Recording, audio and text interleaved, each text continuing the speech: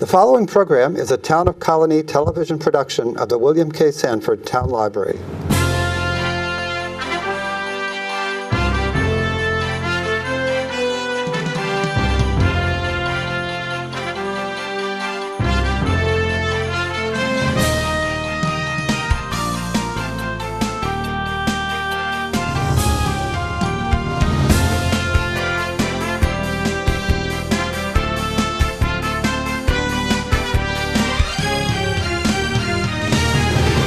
Welcome to Albany County News. I'm Mary Rozak, the Director of Communications for Albany County. And the next half hour or so, I certainly hope you're going to learn more about an issue that has seemed to have gotten worse over the last couple of years, not gotten any better, and I'm talking about homelessness. My guest today is Liz Hitt, the Executive Director of HATAS, Homeless and Travelers Aid Society. Welcome. Thank you, Mary. We've known each other for so long, and in so many, I've been in so many different roles, and I said how comfortable I am talking with you about this and many other issues, but this is an issue when we talk about homelessness that, you know, it's something that has not gone away. True, and actually it's gotten worse. Mm-hmm. We're gonna talk about that. Let's talk a little bit first about the Homeless and Travelers Aid Society, and as the name would imply, your work is centered around homelessness. Absolutely. So the Homeless and Travelers Aid Society, lots of people also know it as HATAS. Mm-hmm. It's been here in Albany since 1924, here within Albany County, and your older viewers might remember it as Travelers Aid. Mm-hmm. So back when the agency started in 1924, they had a kiosk at the train station, and they would help stranded travelers find their way to someplace safe for the night. And that's how HATAS got started. Oh, wow. Because I was wondering about the travelers portion of it. So it initially was for a slightly different purpose. Yes. So to help stranded travelers at the airport, at the train station, at the bus station. Mm-hmm. So oftentimes someone in their 50s or 60s or 70s will say, well, I remember Travelers Aid when you were at the train station. Mm. And so that gives us a chance to connect, I think, sometimes with older folks in the community who just remember us, but under a different mission. Sure. Well, so do people are there still stranded travelers? Okay. Yes. So oftentimes we'll get a call from someone at the bus station. Mm-hmm. I think over the years, fewer and fewer people have become stranded. Maybe cell phones, people have cell phones. Even people at pretty low income levels often now have a cell phone and they can call someone for help. But as we both know, that wasn't the case many years ago. So there would be a little kiosk within the train station, and people would go see Travelers Aid for assistance. And I think we just kept that name so that that population could still understand what we're trying to do. And I think we still do some of that today through our work with homeless people. So when I describe it to people today, how I describe it, that we're still traveling with people on their journey from being homeless back into housing. Mm-hmm. And our goal, of course, not to tell people where to go, but to just help them get there of their own accord, in their own time. And so I still say that we help people travel their own path. Sure. So people aren't calling you as travelers. Are they calling you for help as someone who doesn't have a place to stay, or are you working with agencies? How does it work? So in 1963, the agency morphed into concentrating upon homeless households here within Albany County.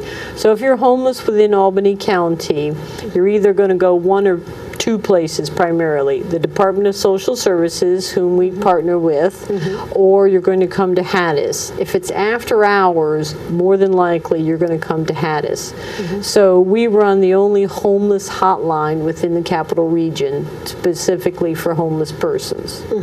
How many people are you seeing, or how many families? How does that on a yearly basis? So after hours last year, over the course of 2015, we served just over 6,000 people calling for assistance. Wow. And it's a very similar number during the day. Really the only difference during the day, that's happening through our office within the Department of Social Services. So tell me how it works. When you're working with the Department of Social Services, I think we all would understand how it would work after hours, perhaps. Yes. But when you're working with the Department of Social Services, fill us in. How does that work? So people come to us in need of assistance. Well, so during the day, they would go to the Department of Social Services on Washington Avenue at 162, and they would meet with someone. That person's called a greeter, and they help them fill out the application. If through the application process they're identified as someone that's homeless, then they'll be directed over to the HATAS booth. We have a booth within DSS, and then we would sit with the person and say, where did you stay last night? That's the first question. So if the person says, well, I stayed with my sister last night because I lost my apartment, we would say, well, can you stay with your sister again tonight? Because our goal, the department's goal, that we don't put people into shelter, that we're able to keep them housed out in the community with family, with friends. And a lot of people have family and friends that they can stay with. But now we'll also help that person get connected to food assistance maybe. So those type of things might help them stay out of shelter, because that's the goal, prevention, trying to prevent people from becoming homeless. But if you stayed on the street last night, we would say, well, let's make sure that you have some place safe to stay tonight. And then we would help that person find shelter. So if you come to us and you're homeless, and you've got no place else to be, we're going to help you through the partnership with DSS find a safe place to stay for the night. And so where might some of those safe places be? So we've got several different shelters here within Albany County, some for single adults, some for families. Single adults, for example, Catholic Charities, they run 2 of those shelters, one for women and one for men, called Mercy House or Lawanga. We've got a shelter run by Interfaith Partnership for the Homeless. There's a shelter run by St. Peter's, which I don't think a lot of people know about. That's for 11 beds. But then we've got different shelters for families. Understandably, families are not sheltered where single adults are sheltered, because they have different needs. So we would maybe send a family to the Schuyler Inn or the Marillac Family Shelter. So Albany County's blessed with some options. Saratoga County, for example, they just have one shelter for single adults for the entire county. Now, when you're talking about roughly 6,000 people, you know, a year, how does that stand up to years past? Because it seemed as if I thought we had a leveling off period where things seemed to be kind of stable for a little bit. Now it seems like they're going up again. So that's 6,000. Those aren't different, unique persons. That might often be the same person presenting for assistance maybe several times throughout the year. We count them as separate episodes because each different time the person's coming back to us. The number of persons actually sheltered, that's much lower than the 6,000.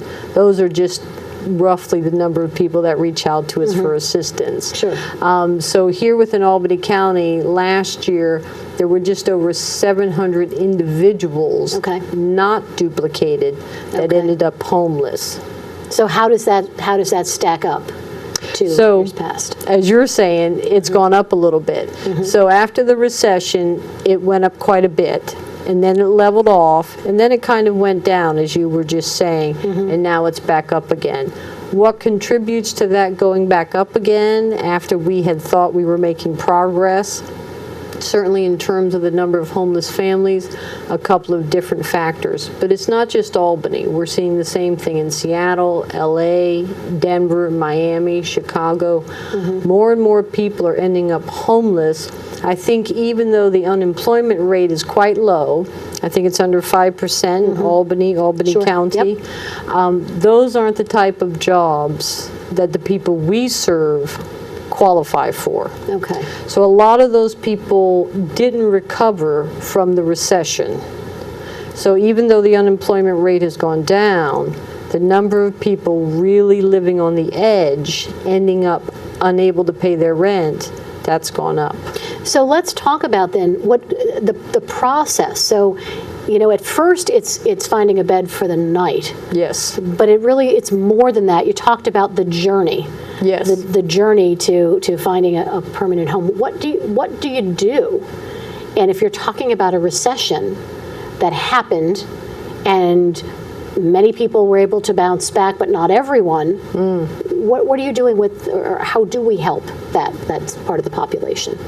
So each family or each individual, there are many different needs, of course. Some people, once they're sheltered, maybe just for a couple of months or a few weeks, they're able to get back on their feet with just that little bit of assistance. Well, it's not a little bit. Right. It's actually quite a bit of assistance. But that's all they need, some place to stay so that they can stabilize, catch their breath, we like to say, and then they can go back into the private housing market. However, there are lots of people that are homeless because of maybe a disabling condition. They might have a mental illness. They might be struggling with an addiction, a physical disability. These people tend to be of greatest concern because they're often homeless many times before we can put an end to their homelessness. So in order to assist those people, that takes a longer range of time. We need to connect them with what's called permanent supported housing. And I know that that a lot of this is a partnership with the County Department of Social Absolutely. Services and working through that. There are many people that are going to be watching this program that will not understand this concept. There are people that are homeless and don't seek assistance. True. Can you talk about maybe what percentage of homeless in Albany County that number might cover? So actually, that's a great question because it's a very different answer from state to state. So New York State is very unique. It's the only state in the union with a comprehensive right to shelter law. That makes New York State different from every other state. So 97% of the homeless in Albany County last year were sheltered. Okay. So very few people go unsheltered. That's almost the complete opposite in Oregon, for example. In Oregon, there's no homeless right to shelter law. So we've had that law here within New York State since 1981. Now tell us what that means. So here's what that means. Back in 1979, a young lawyer in the city, in New York City, every day on his way to work, he's literally stepping over homeless adults sleeping on the streets. And he thought, this isn't right, so he sued the governor. I believe the case is Carey versus Callahan. Sued the governor. 2 years later, a consent decree was issued. That gave us the right to shelter law. It's part of the New York State Constitution that homeless people have a legal right to homeless shelter. So that's why within Albany County, you don't often see homeless families sleeping in cars. We don't have Skid Row like LA does, where literally thousands of people are sleeping on the sidewalk. It used to be that way, but it's not that way anymore because of this law. That law is applied through the 55 social service districts. So every Department of Social Services is responsible for making sure that its homeless people have some place to stay. So anyone that walks through the door, there's going to be a place. There's going to be some help in some way. So there are exceptions to that law. Okay. There are things called sanctions. They're rare, but understandably, not everyone follows the rules. The goal for people within shelter, that they're looking for a job, that they're doing all that they can do in order to re-secure housing. Which is reasonable. Very understandable. And I think that's what most people would expect, certainly from the taxpayer side of things. You want to help, but you want to be reasonable and you want for people to also help themselves. However, there are exceptions. If you're struggling with a mental illness, if you're struggling with something that makes looking for a job really hard, they're not going to make you go look for a job right away. They're just going to try and make sure you're housed and you're being fed and that maybe you're being connected to places that could help you with that struggle so that you can restabilize. So, I mean, there's a mechanism. There Absolutely. are different things that, I don't want to say tests, but different protocols Sure. to go through to see who fits into what area. Now, let's talk a little bit also about something that the governor did last year. And there had always been, or I shouldn't say always, there had been a code blue. Yes. That was in effect making sure that there were, when the temperature reached a certain threshold, that there was an army that was out there making sure that anyone that was on the streets knew that there was a place to stay. And things changed a little bit. They got a little more intense, I should say, last year. Why don't you talk about that and how that is reflected this year? Okay. So part of what HATAS does, we manage within Albany County the Code Blue effort. And I think, thankfully, most people know now, they've heard of Code Blue. All that means is when it gets really cold, we want to make sure that the people that are living on the street have some place to stay, because you could really, well, we've had people that have died here in Albany. Here and in other counties. Yes. Yeah. Oh, all over the state. So for many years here within Albany County, when the temperature hit 10 degrees or less, we called it Code Blue, because it's pretty cold here in the winter. Sure. And we didn't want for every night to be a Code Blue. So we wanted it, the goal of Code Blue, that it's special. But last year, the governor issued an order, Executive Order 151, I think on January 5th, which said it's now 32 degrees. Well, here in Albany, that's almost every night. Sure. That could be, from September. I mean, Yes. literally, it could. And that factors also in wind chill. So if it's 40 and breezy, we're in Code Blue status. And so the mandate came down that the shelters must be open and that they must be open around the clock. So historically, these shelters were set up for nighttime only, but now they were mandated by the governor to be open during the day. And of course, we simply complied. I mean, he issues the order, our job And to you do it, comply. right? Yeah. Absolutely. So how did that impact? I mean, it had to have a huge impact. So very much so for each of those shelters. They had to now be open during the day. Of course, they must be staffed because you want people to be safe. There must be more meals provided. All of these things got us scrambling, all of the shelters. Of course, we worked with the Department of Social Services on that because they would be leading that effort, executing the governor's order. But it was a scramble. And truth be told, it was very hard on the shelters because Well, it came without funding, additional funding. Am I correct? We were told when the order was issued that the funding was coming, but it took a while to come, and it was very confusing, not only for us, but for the governor's staff. I think they too were surprised, and so they had to scramble and try and figure some things out. So what has happened for this year? I mean, is that a standing executive order? So there's a little bit of confusion about that question. Technically, the order expired, I believe, in June. It hasn't been reissued as another order. However, I just read, I think this morning, I read the same thing. something about it's implied, or that's always been the case, that it's been 32 degrees. But I'm not sure that's been detailed out for all of us, which is important because we're trying to make sure that people are safe. So then what would be the Code Blue operation at this point without any clarification? So our Code Blue, and it's not just HATAS, so we oversee this committee, but it's all of the partners that provide shelter. We also work with the police department, the fire department, all of these folks, the people at the library. Understandably, every public library is a de facto homeless shelter.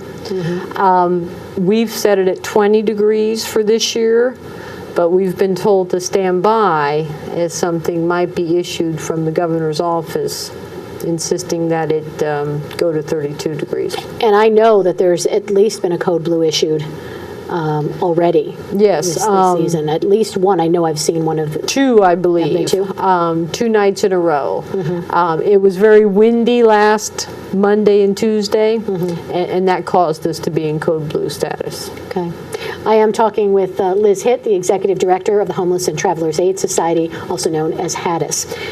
Let's talk a little bit about the face of homelessness, because we've talked about, single adults. We've also talked about families. When we're talking about those 700 and something Yes.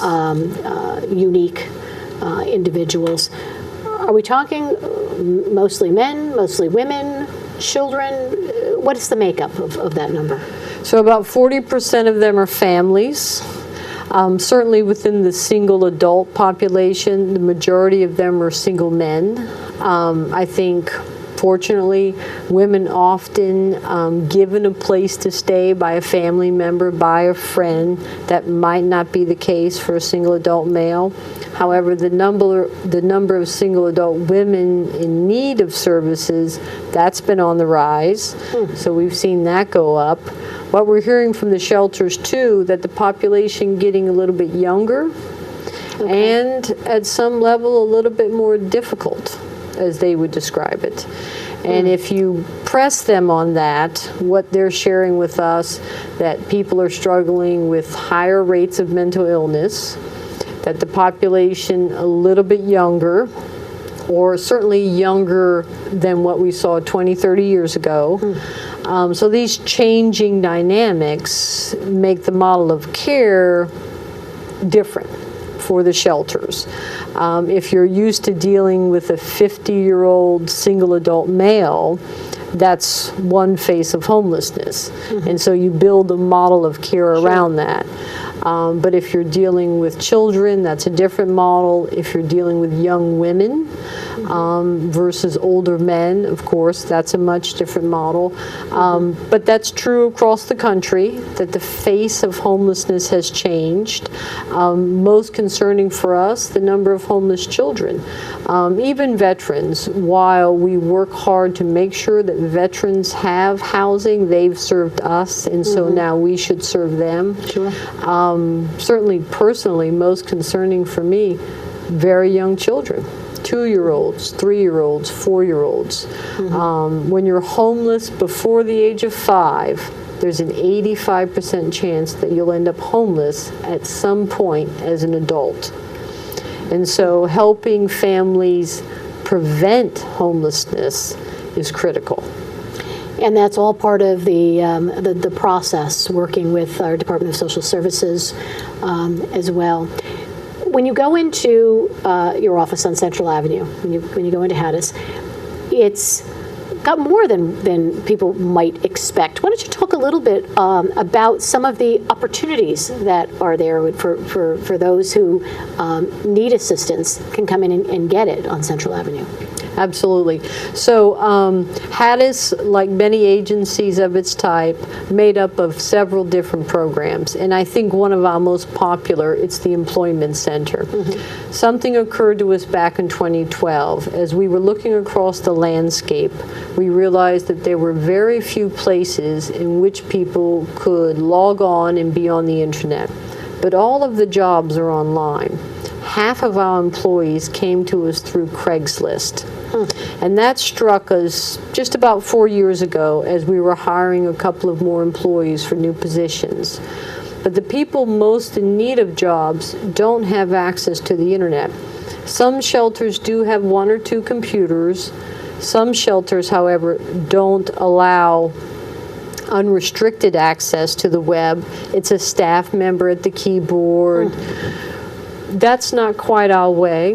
We prefer to just open things up for people. Sure. I'm on the internet all the time, as are most of us. Sure.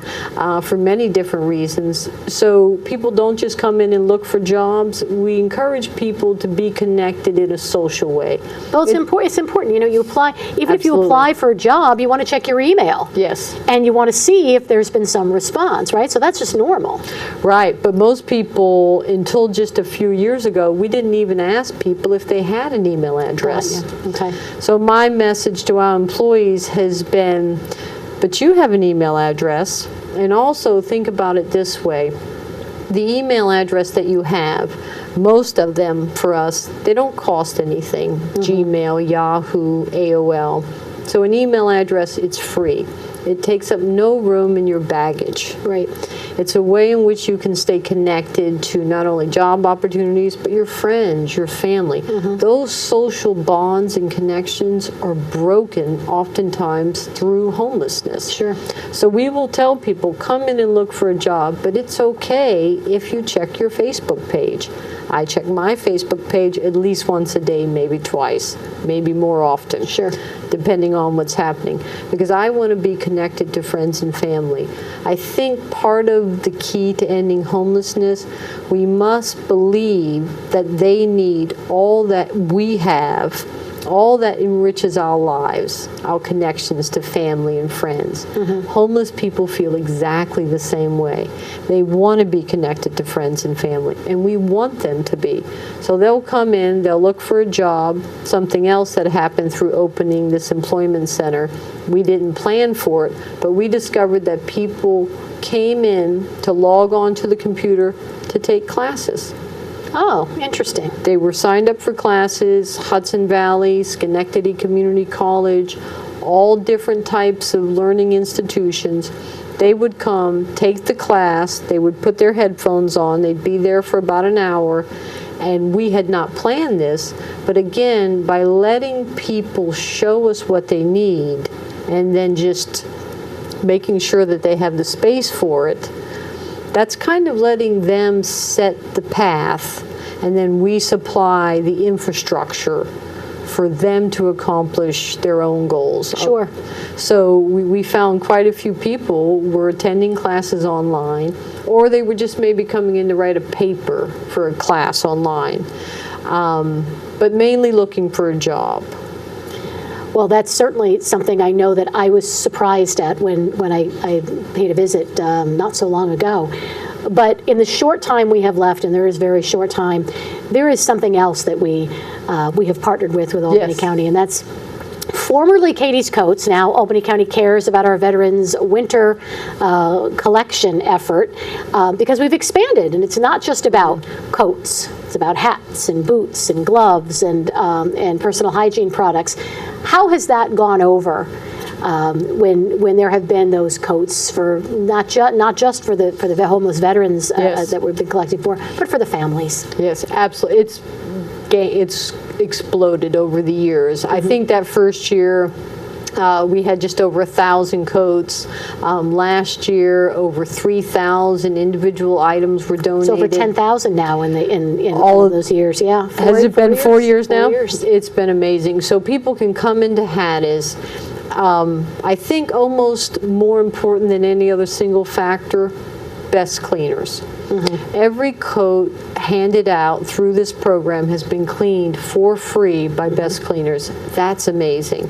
So just come in, you can tell us what size you are, we're going to help you find something warm. Coats, hats, gloves, mittens, all of it people can donate.